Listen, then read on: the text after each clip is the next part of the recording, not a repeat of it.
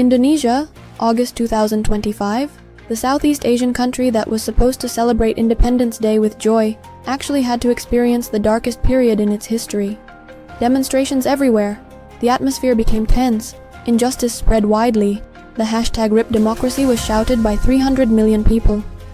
A regent who had not even been inaugurated for 3 months immediately issued a policy by increasing taxes by 250%. The people were furious, local demonstrations were called, and 100,000 people took to the streets to overthrow the leader. However, the regent still did not step down and only cancelled the tax increase policy. However, the demonstration that was held on August 13th was not the culmination of a quite terrible event. In fact, it was the starting point for all the more frightening things that will happen in this country. Not long after, the government announced a policy that surprised the people. Accounts that have no transaction history for 3 months will be frozen. Vacant land that has been idle for 2 months will be confiscated. And one thing that is making people even more angry is the increase in wages for the House of Representatives by $182 per day.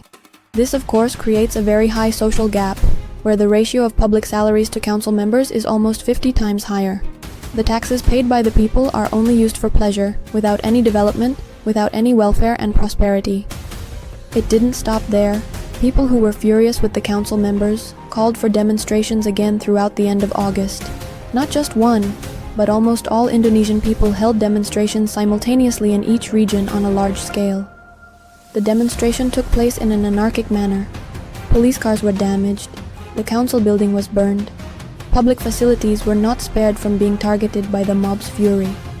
And you know, last August 28th was the peak point of public anger, when a group of police officers deliberately killed an innocent civilian who was carrying out his job as a food delivery person. Before the eyes of the world, they hit and crushed the poor man alive, causing him to die on the spot. Thousands of online motorcycle taxi drivers also took part in taking the man's funeral to its final resting place.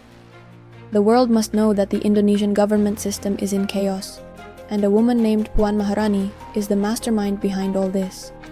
And up to this moment when this video was uploaded, demonstrations were still taking place throughout Indonesia. Workers, students, civil society, and labor unions, all united in taking to the streets. Is this the starting point for reform for Indonesia?